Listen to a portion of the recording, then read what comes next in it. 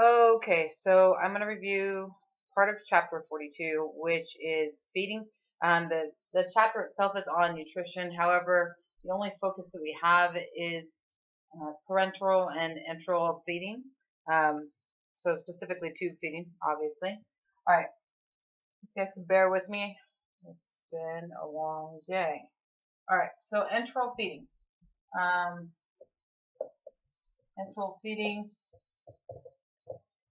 It, excuse me.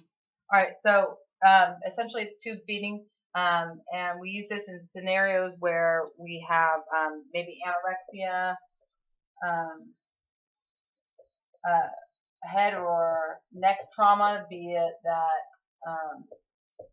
it could be cancer surgery, extensive burns, critically ill patients. So anytime we're not having full function of the GI tract necessarily, or we run the risk of having some type of aspiration. So where nutrition has been impacted, and so we are now directly feeding into part of the GI system, and that could be the stomach, the duodenum, um, and it could be via nasal or oral. So nasal or oral is used for short-term use. Um, This is short-term use only, and again, this is an enteral feeding. Parental is going through the bloodstream, and here we're not going through the bloodstream. We're going directly into part of the GI tract, whether we go down the nasal passage or the oral passage. So you have your oral gastric. Obviously, this is going from your mouth to your stomach directly. And again, you're going to obviously need function of the stomach, so the stomach needs to be functioning in order to be able to take in nutrition this way. Nasogastric is also going into the stomach, except for that it's going through the nasal passage instead of the mouth. And again, in such cases where you might have surgery or trauma, and you can't use that passageway, you go through the nose. Nasoduodenum, or I'm sorry, and nasal duodenum. I'm saying one thing and writing another. And again, these are just parts of the small intestines. So the duodenum, jejunum, ileum, those are all parts of the small intestines. So we're going past the stomach at that point and going into one of these smaller parts of the intestine. So if you can remember, we have the small intestine, then we have the large intestine that kind of wraps around it. The first one that you're going to go into is your duodenum or duodenum, ileum, and then finally your jejunum.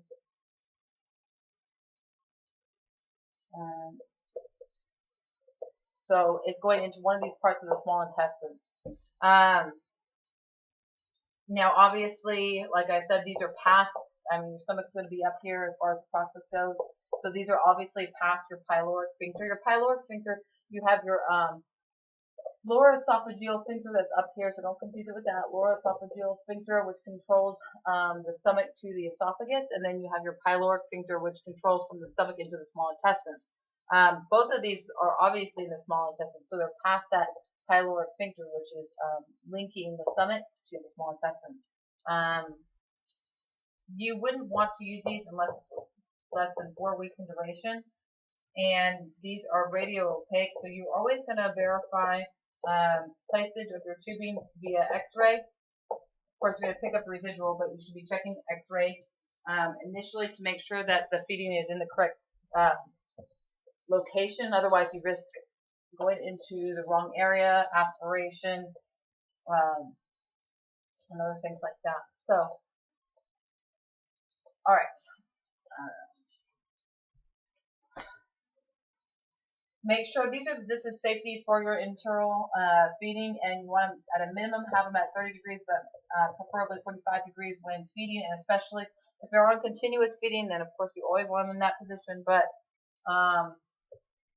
if it's intermittent feeding, like scheduled feeding, then at least 30 to 60 minutes after that, you're going to check the residual volume. sometimes the body's actually not processing, or we end up with too much residual volume. And when we have too much residual volume, it might be determined that we need to hold the feeding, or that we need to insert the tube a little bit deeper down.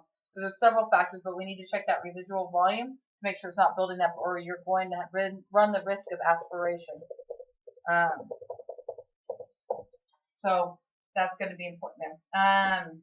You should be checking the residual volume at least for the first 48 hours. You should be checking every 4 hours, and then after that, it's 6 to 8 hours for non-critical patients. If they're still in a critical state, then you're going to still check every 4 hours. All right, and again, you want to make sure that the tube position is staying in the same location. You're going to verify that via X-ray, and then maintain that through marking the tube. You also want to provide teaching to the family, especially if they're going home with something, or they're going to need to continue this, teaching to the family and to the patient, so that they can make sure that they don't lose the placement of the tube. Losing the placement of the tube, it runs the risk of aspiration and asphyxiation. So there's several factors. We need to make sure it's going in the correct area, obviously. Complications related to enteral feeding, and again, we're using some part of the GI tract in this type of feeding. Complications, like I've said numerous times now, vomiting or aspiration, a buildup of residual volume, and if I'm not mistaken, it's after 500 that you hold it, but I'd have to verify that one. So just excess residual volume, dehydration. You also, with dehydration, that could be caused from the vomiting or diarrhea, and that could be caused from contamination of the formula, which of course is possible. It has to remain refrigerated. It should be used within 24 hours. You got to label it and make sure that you throw anything or discard anything that's been left out or that's past that 24 hours. You also might have a decreased fluid intake, so maybe the formula itself is not constituted correctly. So you decrease fluid intake, and the high levels of protein in some of these, they recommend 1 to 1.5 grams per kilogram per day, but high protein creates dehydration, and that has a lot to do back to that osmotic pressure. But also diarrhea is another complication, and that can of course lead to dehydration. Diarrhea comes from the medication itself, or feeding too fast, low fiber, or again contaminated formula. Constipation, of course, is your other huge thing, and that has to do with immobility in addition to medications and the actual formula itself. So you might have to change the formula up as you go, depending on what the patient reacts to. All right, the role of an RN in any type of feeding is to make sure that actually let's start at the beginning. You can place the tube, so your placement of the tube, and then you want to maintain the position of the tube. So it's for the RN roles, placement of the tube. Let me write this out. Placement of the tube, and then of course the position of the tube. You're going to check. You're going to be responsible for irrigation to make sure nothing gets clogged. Checking the residual volume. Assessing for aspiration and nutritional defects. You'll also be responsible for bolus feeding when indicated. Medications through the nasogastric tube. And obviously with any patient, you're going to monitor and continue to assess for any complications that might arise, and provide teaching to the patient and the family, and develop a plan of care. With your gastrostomy, alright, now this is something different, because this right here gives you the indication that we have gone in and created a surgical opening. Here we're watching for skin irritation, skin breakdown, and dislodgement of the tube itself, and we have to remember that the skin irritation is going to be caused from that high pH, 5 to 5.5 pH in the stomach. So obviously that's going to create necrotic tissue if it leaks out onto epithelial or the skin surface. All right, so those are the roles as far as enteral feeding, and the roles look very similar to parenteral, except for the fact that you're obviously going to have different locations. So let's go on to parenteral feeding. Parenteral feeding, with enteral, we use part of the GI tract somewhere, somehow, either the small intestine, the gastric intestine. The parenteral feeding is going to be used. Parenteral feeding. Oh, and I forgot to mention again, those tubes that you're using for your nasal or your oral feeding is going to be much smaller, and that runs the risk of being clogged. So you have that issue as well as perforation when they go ahead and enter with the stylus. So, anyways, all right, indications for parenteral feeding. Now, parenteral feeding, the difference between the enteral and the parenteral is that this is going via the bloodstream, some way, somehow, via the bloodstream for your primary source of nutrition. Obviously, that's hard because when we're trying to run things through the bloodstream, one, we can't get in the same type of liquid, the same type of formula. It's a lot more broken down. It doesn't provide the amount of calories that your enteral feeding will. So, indications for this is chronic or severe diarrhea,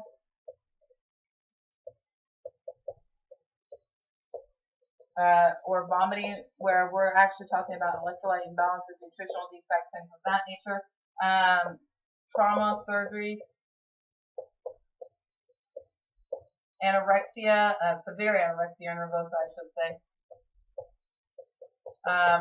Likewise, malnutrition, whether it be intentional, non-intentional, self-inflicted malnutrition. We're doing malnutrition or GI tract abnormalities. So maybe we can't use the entire GI tract or it's completely unfunctional. For whatever reason, we are going via the bloodstream because of one of these. And again, GI tract, if the GI tract is not functioning, we obviously have to go through the bloodstream. All right, so your primary fluids here are going to be your dextrose and proteins. That's what the fluid's going to basically come pre-made. Your pharmacy is going to add in any vitamins or electrolytes that are needed, etc. So they will add in things in addition to that dextrose and protein, depending, of course, on the patient's needs.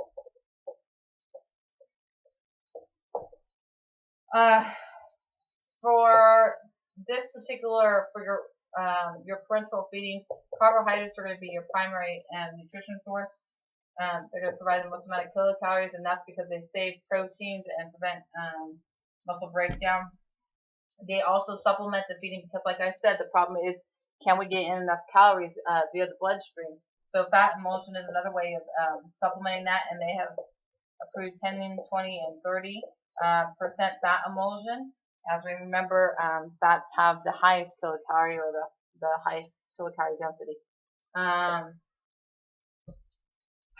So proteins, like I said before, you should have about 1 to 1.5 grams per kilogram per day, and this is of course going to be patient dependent. Somebody with traumatic injuries, burns, are going to need more protein than somebody that does not. And for fats, I'll just add it here. Fats, you need 1 gram per kilogram per day. All right. The two types of feeding with parenteral feedings are going to be your central and your peripheral. All right, so your central is going to go through a main line. It's going to end up in the superior vena cava, so jugular, but you can go through like the arm and then run it up like via PICC line. But bottom line is it's going to go directly into the superior vena cava. And we do this when we have somebody that needs high kilocalories. So their requirement, especially burn patients, is going to be high. or for long-term use. So if I need to do long-term use, and we do this because we run the risk of necrosis with the peripheral line, but there is a huge risk of infection here, and when we have infection with the central line, it's going to go directly to the heart. So that's a huge factor that you have to take into consideration. The peripheral feeding is only meant for a short time, and again, I'm not using a main blood source here at this point. I'm not using, the jugular or anything else to try and get to the superior vena cava. I'm just getting it into peripheral arteries or vascular spaces. We would use this if the kilocalorie requirement wasn't too high. We'd also use it if the risk for central, and again, central has you run the risk of severe infection. So if the risk is too high for a central, you might go with a peripheral line. And you could use this as well to supplement intake. So if you really can't get a patient to get enough nutrition, this could be used as a supplementary nutritional source. So obviously, like I said, the complications with this are going to be infection. You also run the risk of metabolic defects, hyper and hypoglycemia. Erase some of this. So we'll go through complications.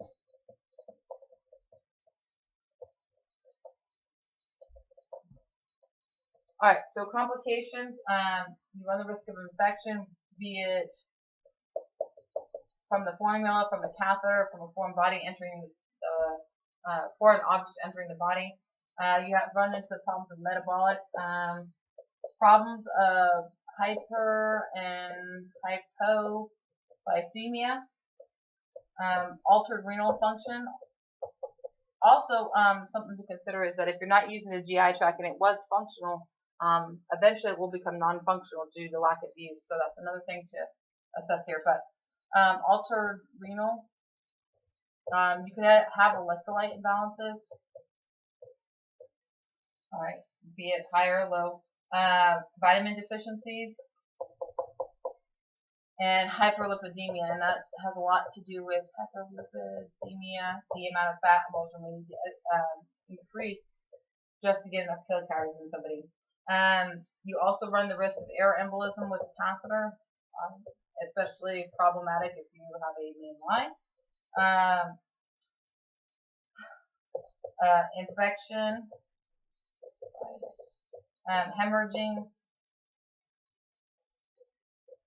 dislodgement, and thrombosis of a vein or clot in the vein. Refeeding syndrome is basically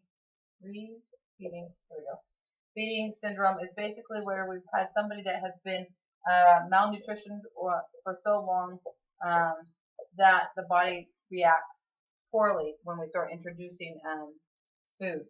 And you'll see that with alcoholics, chemo patients, obviously anorexia nervosa. So chemo, anytime you see malnutrition, alcoholism, and with this, you're going to end up with the refeeding syndrome, you're going to end up with electrolyte imbalances. You run the risk of course, because of the electrolyte imbalances, cardiac dysrhythmia,